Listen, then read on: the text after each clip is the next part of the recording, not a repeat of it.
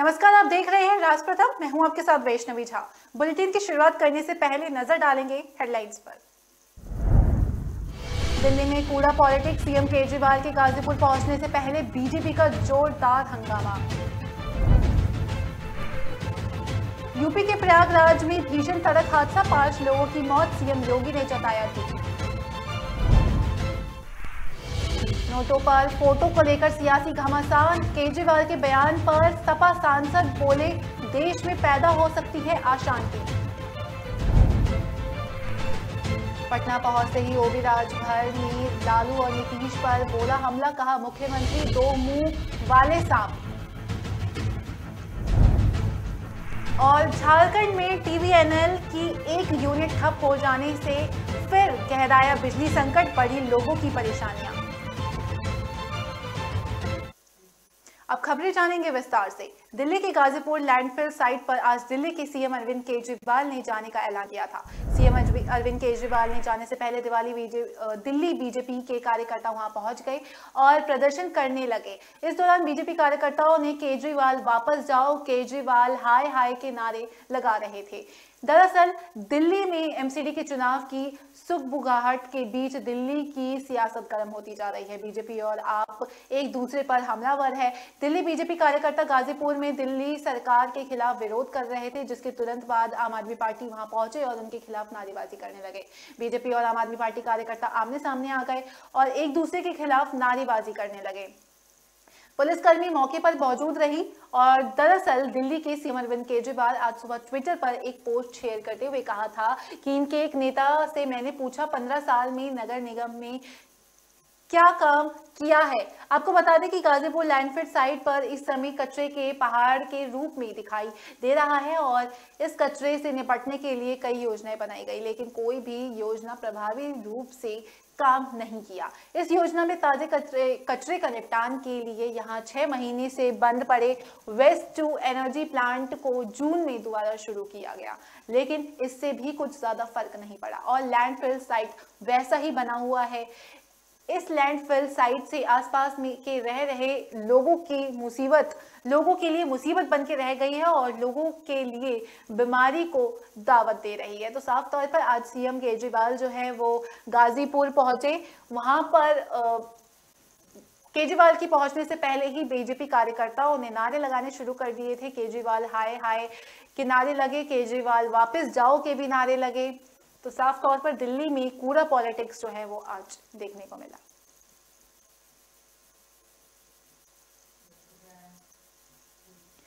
उत्तर प्रदेश के प्रयागराज में भीषण सड़क हादसा हो गया। घटना में 5 लोगों की मौत हो गई, जबकि 5 अन्य घायल हो गए। सीएम योगी ने सड़क दुर्घटना में लोगों की मौत पर दुख व्यक्त किया और उन्होंने प्रशासन को घायलों को उचित इलाज देने का निर्देश दिया। मरने वालों में 4 महिलाएं और एक बच्चा भी शामिल हैं। कार सवार सभी लोग प्रयागराज के शिवगढ़ में विंध्याचल दर्शन के लिए जा रहे थे। हादसा प्रयागराज के हंडिया टोल के पास हुआ। यहाँ एक बेकाबू टवेरा कार बिजली के खंभे से टकरा गई, जिससे कार सवार 5 लोगों की मृत्यु हो गई और 5 अन्य घायल हो गए। मरने वालों में 4 महिलाएं और एक बच्चा शामिल हैं। वहीं घायलों को इलाज के लिए अस्पताल में भर्ती कराया गया और मौके पर पहुंची पुलिस ने शवों को पोस्टमार्टम के लिए भेज दिया। हादसे पर प्रदेश के मुख्यमंत्री सीएम योगी ने दुख जताया और सीएमओ ने ट्वीट किया कि यूपी सीएम ने प्रयागराज में हुए सड़क दुर्घटना में लोगों की मौत पर दुख व्यक्त किया है। उन्होंने जिला प्रशासन को घायलों को उचित उपचार देने का निर्देश दिया है। डीएम और वरिष्ठ पुलिस अधिकारियों को मौके पर पहुंचकर राहत कार्य युद्ध स्तर पर कराने के निर्देश दिए गए। तो यूपी के प्रयागराज में आज भीषण सड़क हादसा देखने को मिला, जिसमें 5 लोगों की मौत हो गई और 5 अन्य जो है वो घायल बताए जा रहे हैं, जिसमें से 4 जो है वो महिलाएं हैं और एक अन्य बच्चा भी उसमें शामिल है घायलों में।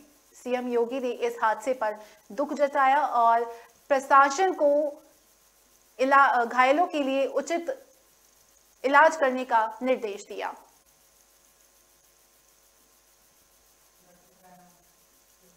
दिल्ली के सीएम अरविंद केजरीवाल ने भारतीय करेंसी पर भगवान श्री लक्ष्मी और श्री गणेश की फोटो लगाने की वकालत की है। केजरीवाल का कहना है कि राष्ट्रपिता महात्मा गांधी की फोटो तो नोट पर होनी ही चाहिए, साथ ही श्री लक्ष्मी जी और श्री गणेश जी की तस्वीर भी छपवाई जाए ताकि देश की आर्थिक स्थिति में सुधार आए। आम आदमी पार्टी के मुखिया इस बयान ने राजनीति गलियारों में हलचल बढ़ा दी है। आगामी विधानसभा चुनावों से पहले केजरीवाल ने इस बयान को लेकर विवाद छिड़ गया। विपक्षी दलों ने उन्हें आड़े हाथों लेना शुरू कर दिया। इसी क्रम में समाजवादी पार्टी के सांसद एसटी हसन ने केजरीवाल पर हमला बोला। डॉक्टर एसटी हसन ने कहा कि ऐसा कोई देश नहीं है जहां की करेंसी पर धार्मिक चित्र बने हो। ऐसा करने से धार्मिक चित्रों का अपमान हो सकता है और ये देश का माहौल खराब करने का माध्यम भी बन सकता है। एसटी हसन ने कहा कि वह अरविंद केजरीवाल के बयान से सहमत नहीं है। अगर नोटों पर भगवान की फोटो छापी जाए तो इससे धार्मिक भावनाएं आहत हो सकती है, साथ ही विवाद की भी स्थिति पैदा हो सकती है। हो सकता है कि कोई नोट खराब कर दे, कोई आकृति बिगाड़ दे, इससे देश में अशांति पैदा हो सकती है। तो साफ तौर पर सपा सांसद एसटी हसन की तरफ से यह बयान दिया गया कि केजरीवाल के बयान से वो सहमत नहीं है। ऐसा करने पर देश में पैदा हो सकती है अशांति।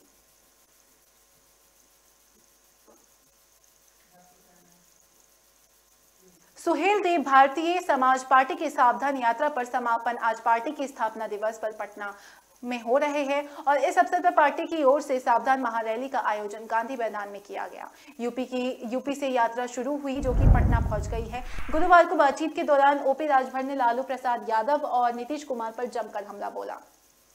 ओम प्रकाश राजभर ने कहा कि पूरे देश में फ्री शिक्षा का नियम लागू होना चाहिए, फ्री स्वास्थ्य व्यवस्था का सिस्टम भी लागू होना चाहिए। उद्योगपति बैंकों से लोन लेकर फरार हो जाते हैं, उनको डिफॉल्टर घोषित कर दिया जाता है, लोन माफ कर दिया जाता है, लेकिन कोई गरीब बिजली बिल नहीं दे पाता है तो उसका बिजली कनेक्शन काट दिया जाता है। गरीबों का बिजली माफ करना चाहिए। तो साफ तौर पर ओबी राजभर की तरफ से ये बयान सामने आया। उन्होंने नीतीश कुमार पर और लालू प्रसाद यादव पर जमकर हमला बोला और कहा कि मुख्यमंत्री जो है वो दो मुंह वाले सांप है और गरीबों को फ्री शिक्षा और फ्री बिजली भी देनी चाहिए।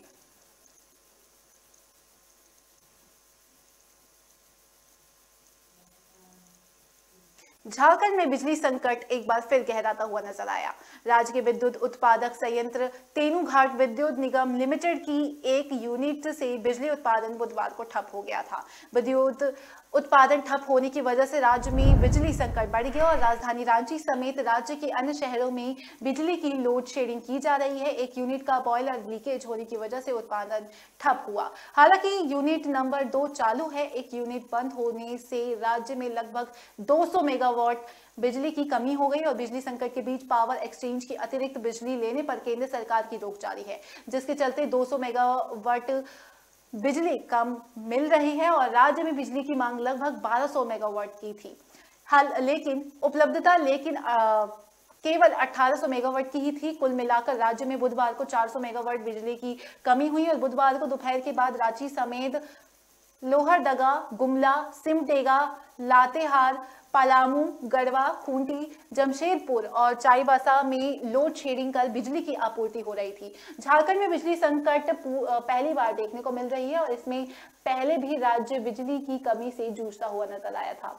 गर्मी के मौसम में राज्य को रोजाना लगभग 2500 मेगावाट बिजली की जरूरत थी, लेकिन 2100 से 2200 मेगावाट ही बिजली मिल पा रही थी। इसका नतीजा ये देखने को मिला था कि शहरों में 4 से 5 और गांव में 12 से 14 घंटे तक बिजली की कटौती हो रही थी।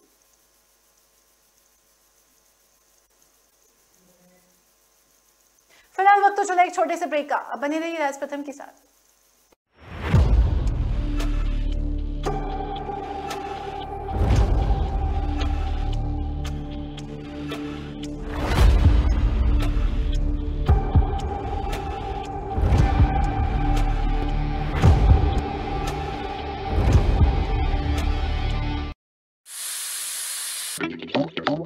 थोड़ा रोस्ट, थोड़ा फ्राई, थोड़ा लो, थोड़ा हाई, थोड़ा अपना वाला ट्राई।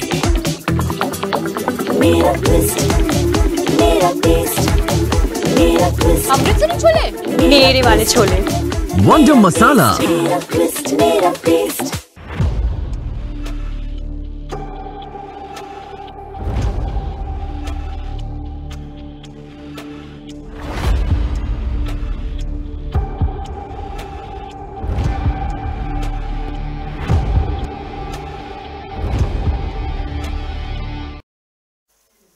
ब्रेक के बाद स्वागत है आपका। रुक करेंगे अगली खबर का। उत्तर प्रदेश के मैनपुरी में बृहस्पतिवार सुबह चाय पीने से 2 बच्चों सहित 3 की मौत हो गई, जबकि 2 की हालत गंभीर बताई जा रही है।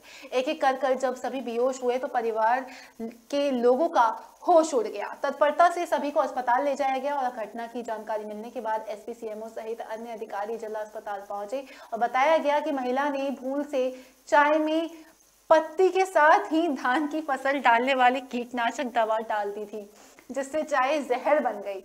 गांव नगला कन्हई निवासी शिवनंदन के घर बृहस्पतिवार सुबह भाई दूज की तैयारी चल रही थी और 55 वर्षीय ससुर रविंद्र सिंह निवासी तिलकपुर जनपद फिरोजाबाद घर आए हुए थे।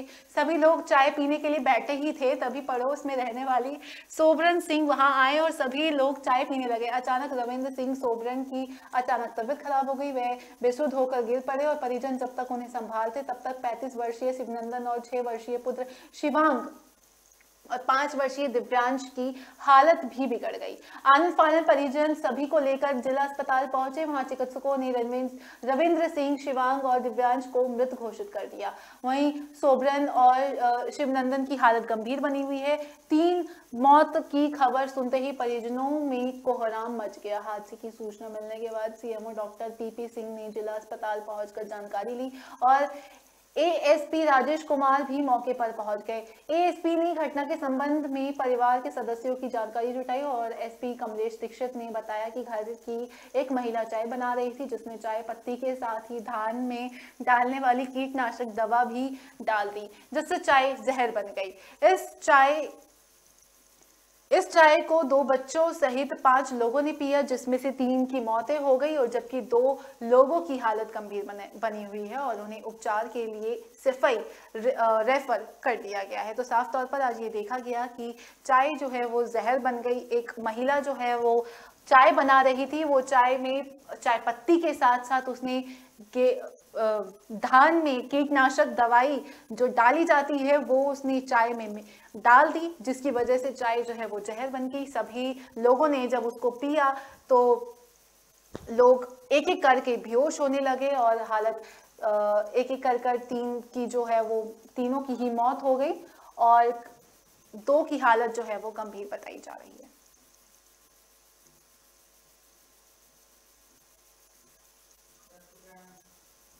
साल 2014 के लोकसभा चुनाव में बीजेपी ने प्रधानमंत्री नरेंद्र मोदी की ब्रांडिंग चाय वाला शब्द का इस्तेमाल करके ही थी। साथ ही बीजेपी को इसका फायदा भी मिला था और अब हिमाचल प्रदेश में भी बीजेपी को एक चाय वाला मिल गया है, जिसकी चर्चा खूब हो रही है। लेकिन ये शख्स आम चाय वाले से बिल्कुल अलग है। उनकी पार्टी की ओर से इसे विधानसभा चुनाव का टिकट भी दिया गया है, लेकिन ये शख्स सामान्य चाय वाले की तरह नहीं है। दरअसल हिमाचल प्रदेश में विधानसभा चुनाव होने वाले हैं और इस चुनाव से पहले बीजेपी की एक उम्मीदवार भी खूब चर्चा हो रही है। राजधानी शिमला में बीजेपी ने एक चाय वाले को टिकट दे दिया और इस चाय वाला प्रत्याशी यानी संजय सूद के पास करोड़ों की संपत्ति भी है। पार्टी के इस कदम ने शिमला विधानसभा सीट पर होने वाले मुकाबले को रोचक बना दिया और इस नाम की चर्चा इसलिए भी हो रही है क्योंकि देश में चाय वाला उपनाम प्रधानमंत्री नरेंद्र मोदी को भी मिल चुका है। टी शॉप ओनर होने के कारण संजय सूद को लोग चाय वाला बुलाते हैं, लेकिन वह करोड़ों की संपत्ति के मालिक है। संजय सूद की चुनावी हल्फनामे के अनुसार उनकी और उनकी पत्नी की पास कुल 2.7 करोड़ की संपत्ति है। संजय सूद के पास कुल 1.45 करोड़ की अचल और कुल 54 लाख रुपए की चल संपत्ति है। वहीं उनकी पत्नी की सुनीता सूद के पास 46 लाख रुपए की चल और 25 लाख रुपए की अचल संपत्ति है। संजय सूद ने जिस सीट से पर्चा दाखिल किया है उसी सीट पर बीजेपी मंत्री सुरेश भारद्वाज की पिछली 4 बार से चुनाव लड़ चुके हैं और कंसुप्टी से टिकट मिलने के बाद सूद ने कहा कि मैं बहुत आभारी हूं कि बीजेपी ने मुझे शिमला अर्बन जैसी हॉट सीट से चुनाव लड़ने के लिए अपना उम्मीदवार बनाया। मेरा विश्वास 7वें आसमान पर है क्योंकि यह मेरे जैसे छोटे कार्यकर्ताओं के लिए एक बड़ा सम्मान है।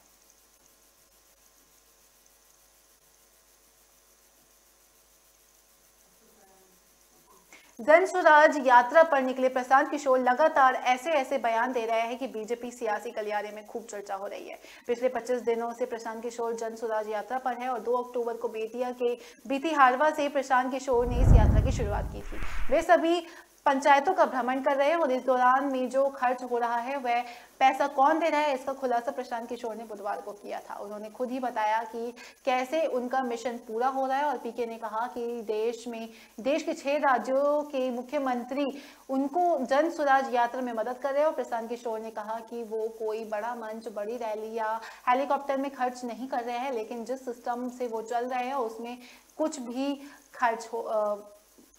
ही खर्च हो रहे हैं, जिसके लिए देश के 6 राज्यों में मुख्यमंत्री जिन्हें उन्होंने जिताया था वे मदद कर रहे हैं उनकी। और प्रशांत किशोर ने कहा कि यह पैसा सरस्वती माँ की देन है।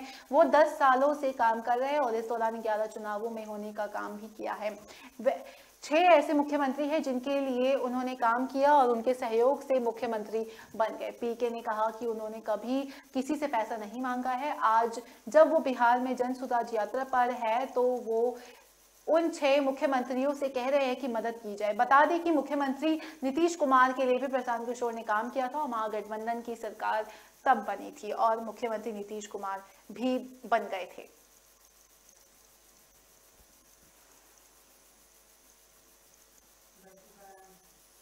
राजधानी दिल्ली में नगर निगम चुनावों की तारीखों का ऐलान जल्द हो सकता है। वार्डों के परिसमन और आरक्षण चीजों का निर्धारण के बाद चुनाव कराए जाने से पहले की प्रक्रिया पूरी हो चुकी है। अब स्टेट इलेक्शन कमीशन कभी भी दिल्ली नगर निगम चुनाव की तारीखों का ऐलान कर सकती है। ऐसे में स्टेट इलेक्शन कमीशन ने एक नया आदेश जारी किया है। इसमें अब कमीशन का एक ऑफिस हफ्ते के 7 दिन खुला रहेगा। रविवार या शनिवार की कोई छुट्टी नहीं रहेगी। दिल्ली नगर निगम चुनावों के मद्देनजर स्टेट इलेक्शन कमीशन की तरफ से यह आदेश जारी किया गया।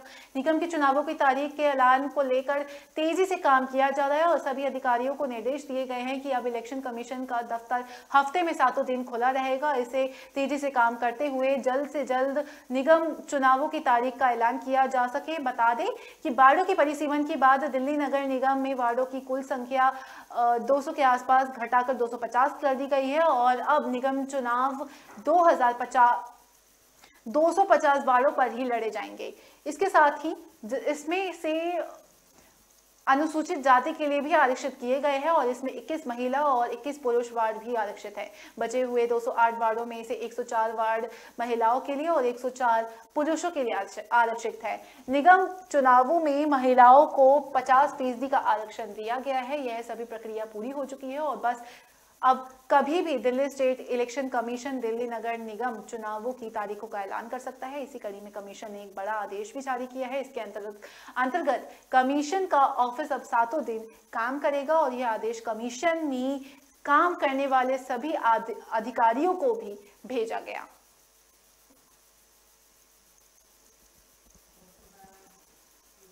रक्षा मंत्री राजनाथ सिंह ने बड़गाम में भारतीय सेना द्वारा आयोजित शौर्य दिवस कार्यक्रम में हिस्सा लिया। इस दौरान उनके साथ उपराज्यपाल मनोज सिन्हा भी मौजूद रहे। हर साल 27 अक्टूबर को पैदल सेना दिवस मनाया जाता है। देश की पैदल सेना के अभूतपूर्व शौर्य के सम्मान में इन्फेंट्री डे का आयोजन होता रहा है। देश की पैदल सैनिकों का योगदान जम्मू और कश्मीर को पाकिस्तान की चपेट से बचाने के लिए याद किया जाता है। रक्षा मंत्री ने अपने संबोधन में कहा कि आज भारत की जो एक विशाल इमारत हमें दिखाई दे रही है वह हमारे वीर योद्धाओं के बलिदान की नींव पर टिकी हुई है। साथ ही भारत नाम का यह विशाल वट वृक्ष है उन्हें वीर जवानों के खून और पसीने से अभी सिंचित है और यह आज का शौर्य दिवस उन वीर सेनानियों की कुर्बानी और बलिदान को याद करने का दिवस है। आज का ये दिवस उनके त्याग और समर्पण को हृदय से नमन करने का दिवस है। उन्होंने आतंकवाद पर बोलते हुए कहा कि कश्मीरियत के नाम पर आतंकवाद का जो तांडव इस प्रदेश ने देखा है उसका कोई वर्णन नहीं किया जा सकता। धर्म के नाम पर कितना खून बहाया गया है उसका कोई हिसाब नहीं है। आतंकी तो बस हिंदुस्तान को लक्ष्य करके अपने मंसूबों को अंजाम देना जानते हैं।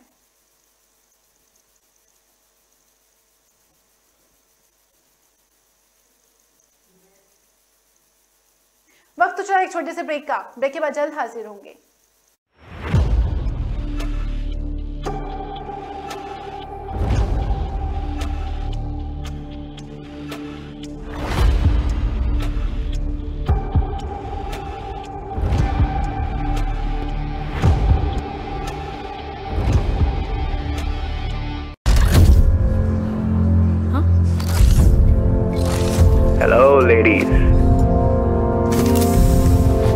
नील,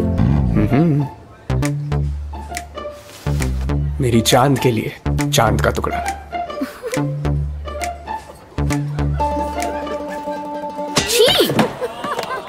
सो चीजी नील। यंग रोमांस है हमारा, कुछ हटके कुछ अलग करके दिखाओ यार। एक्सक्यूज मी, कुछ अलग देखना है? आपके Amazon शॉपिंग ऐप में है मिनी टीवी। यहाँ मिलेंगे अतरंगी शोज, वो भी free. Amazon mini TV, young जनता को यही मानता। थोड़ा स्पेस मिलेगा?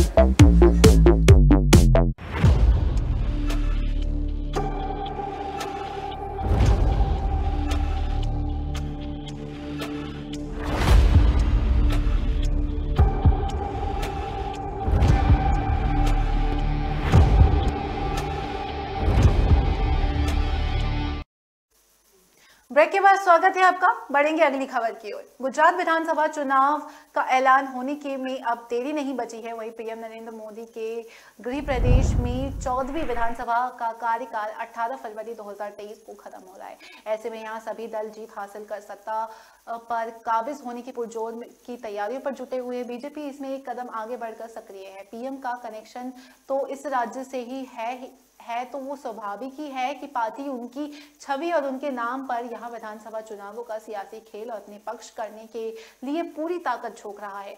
चुनाव प्रचार की कमान भी पीएम मोदी ने संभाल रखी है। वो जोर शोर से गुजरात के दौरे कर रहे हैं और इस बार के चुनावों में मोदी फैक्टर अहम माना जा रहा है। इस तरह से देखा जाए तो इस बार बीजेपी की तरकश में मोदत्व नाम का ब्रह्मास्त्र भी शामिल है। देश में कहीं भी चुनाव हो लेकिन बीजेपी मोदी के करिश्मे का भुनना चाहती है। ऐसे में ये तो स्वाभाविक है कि उनके गृह राज्य गुजरात के चुनाव का खेल भी उनके नाम पर खेला जाएगा। उनकी बीते 3 महीनों के गुजरात के दौरों पर इस गवाह है कि सूबे में 27 साल से सत्ता बीजेपी को यूं तो नहीं मिल गई है। ये तो तय है कि पार्टी ही नहीं बल्कि नरेंद्र मोदी भी यहाँ पहले के अनुभवों का इस्तेमाल कर बीजेपी को जिताने में कोई कसर नहीं छोड़ रहे हैं। लगातार सूबे में नए प्रोजेक्ट्स शुरू करना, रोड शो करना और चुनाव जीतने की रणनीति का ही एक हिस्सा है। इस साल मार्च से ही पीएम मोदी महीने में कम से कम एक बार गुजरात का चक्कर लगा रहे हैं। पीएम मोदी के रोड शो के दौरान अच्छी खासी भीड़ भी दिख जाती है और उनके घर में उनके जादू अब भी सिर चढ़कर बोलता है। भले ही सूबे में आम आदमी पार्टी के सामने आम आदमी पार्टी के आने से मामला त्रिकोणीय हो गया है, लेकिन कांग्रेस और आम आदमी पार्टी सीधे तौर पर मोदी से टकराने के मूड में नहीं है, इसलिए उनके निशाने पर बीजेपी के लोकल नेता है।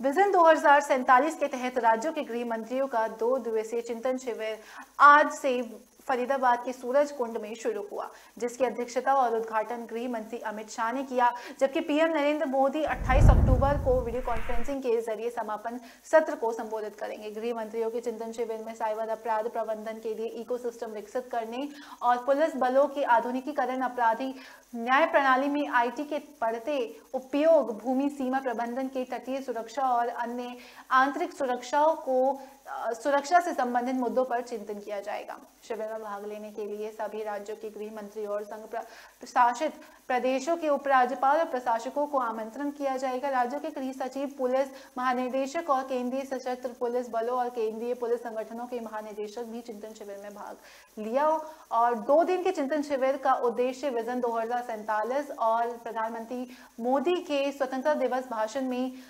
घोषित पंच प्राण के क्रियान्वयन के लिए कार्य योजना तैयार करना है। साल 2047 तक विकसित भारत के लक्ष्य को प्राप्त करने के लिए नारी शक्ति की भूमिका महत्वपूर्ण है। इसे देखते हुए शिविर में देश में महिलाओं की सुरक्षा और उनके लिए सुरक्षित वातावरण बनाने पर विशेष बल दिया जाता है।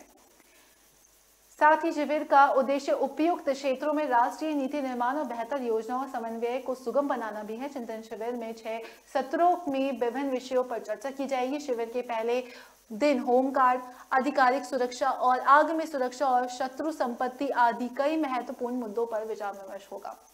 दूसरे दिन साइबर सुरक्षा, मादक पदार्थों की तस्करी, महिला सुरक्षा और सीमा प्रबंधन जैसे अन्य महत्वपूर्ण मुद्दों पर चर्चा होगी। मादक पदार्थों की तस्करी विषयों पर NDPS अधिनियम, एनकॉर्ड निदान और नशा मुक्त भारत अभियान पर भी चिंता शिविर में विचार विमर्श किया जाएगा। इस दौरान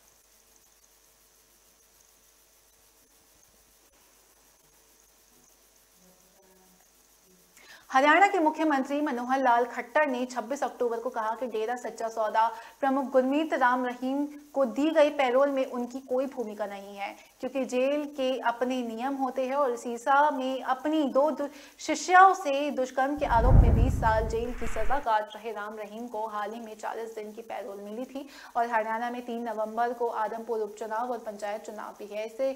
उससे पहले डेरा सच्चा सौदा प्रमुख गुरमीत राम रहीम सिंह को पैरोल देने के फैसलों से राज्य में विवाद खड़ा हो गया। यहाँ संवाददाता सम्मेलन में राम रहीम के पैरोल के बारे में पूछे जाने पर मनोहर लाल खट्टर ने कहा कि पैरोल दिलाने में उनकी कोई भूमिका नहीं रही है। हरियाणा के मुख्यमंत्री मनोहर लाल खट्टर ने राज्य में अपनी सरकार के 8 साल पूरे होने पर आयोजित संवाददाता सम्मेलन में कहा कि इसमें मेरी कोई भूमिका नहीं थी। अदालतें कारावास की घोषणा करती है और एक दोषी जेल जाता है, जिसके बाद से जेल के नियम सभी कैदियों पर लागू होते हैं। डेरा सच्चा सौदा प्रमुख गुरमीत राम रहीम के पैरोल को लेकर कांग्रेस ने भी सवाल उठाए थे, जिस पर जेल मंत्री चौधरी रणजीत सिंह चौटाला ने कहा था कि पैरोल और आदमपुर उपचुनाव एक साथ होना सिर्फ इत्तेफाक है।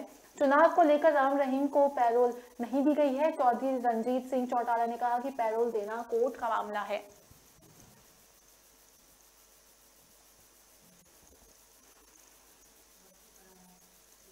प्रयागराज में प्लेटलेट्स चढ़ाए जाने के बाद से डेंगू पीड़ित मरीज की मौत से जुड़े मामले में 3 सदस्यीय कमेटी की जांच की रिपोर्ट सामने आई। जांच रिपोर्ट में मौसम्बी का जूस चढ़ाए जाने की बात नहीं निकल कर आई है। दरअसल मौत का शिकार हुए युवक के परिजनों ने मौसम्बी का जूस मिला हुआ प्लेटलेट्स चढ़ाए जाने का आरोप लगाया था। जांच कमेटी ने दावा किया कि मरीज को प्लेटलेट्स ही चढ़ाया गया था, लेकिन उसे ठीक ढंग से प्रिजर्व नहीं किया गया था।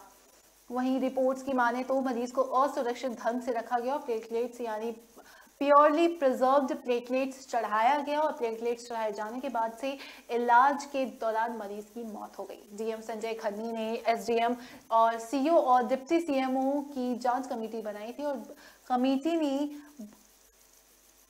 26 अक्टूबर की देर शाम अपनी रिपोर्ट डीएम को सौंपी थी और डीएम के मुताबिक आरोपी global hospital and trauma centre की भी जांच कराई गई थी, जिसके अलावा मृतक मरीज प्रदीप पांडे के मामले की भी अलग से जांच कराई गई। जांच में ग्लोबल हॉस्पिटल की लापरवाही सामने आई थी। इस मामले में सीएमओ के निर्देश पर 20 अक्टूबर को ही अस्पताल को सील कर दिया गया था।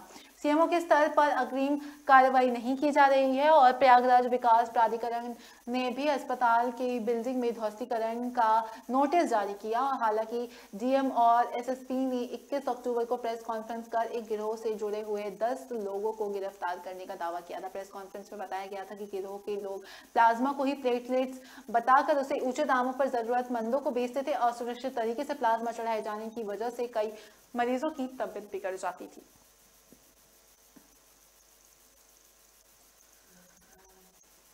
राजस्थान के बारां में आरएसएस के जिला प्रचारक रामेश्वर कुमार को एक व्यक्ति ने संघ छोड़ने और हिंदू धर्म को छोड़कर मुस्लिम धर्म अपनाने की धमकी दी। दिवाली से एक दिन पहले ही दी गई इस धमकी ने बारां पुलिस की नींद उड़ा दी, जिसके बाद पुलिस ने जांच शुरू कर दिया। पुलिस ने इस मामले में मुख्य आरोपी समेत एक बाल अपराधी को भी गिरफ्तार किया। दरअसल आरएसएस प्रचारक को ये धमकी दिवाली से एक दिन पहले दी गई थी और आरोपी ने खुद को पाकिस्तान का बताया था। इस धमकी भरे कॉल से बारां पुलिस सतर्क हो गई थी और पुलिस ने जब जांच आदेश शुरू किया था तब धमकी देने वाला आरोपी जिला प्रचारक के गांव का ही निकला था। उसने पूर्व में हुई कहासुनी का बदला लेने और प्रचारकों को डराने के लिए फोन किया था और पुलिस ने अनुसार झालावाड़ जिले के पिड़ावा तहसील के मायाखेड़ी गांव निवासी रामेश्वर कुमार को 23 अक्टूबर को अज्ञात विदेशी पाकिस्तान के नंबरों से कॉल आया था और कॉल करने वालों ने खुद को पाकिस्तान का निवासी बताया था। उसने रामेश्वर को आरएसएस छोड़ने और हिंदू धर्म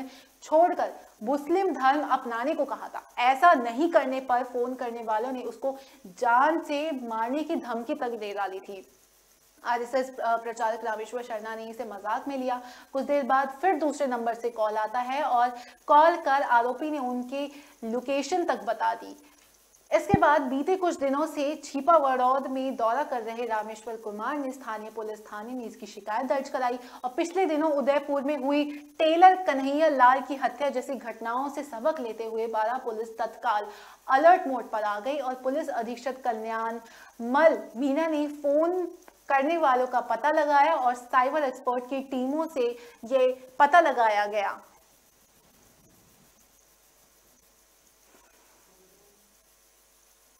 फिलहाल मेरे साथ इस बुलेटिन में इतना ही। मुझे दीजिए इजाजत। नमस्कार।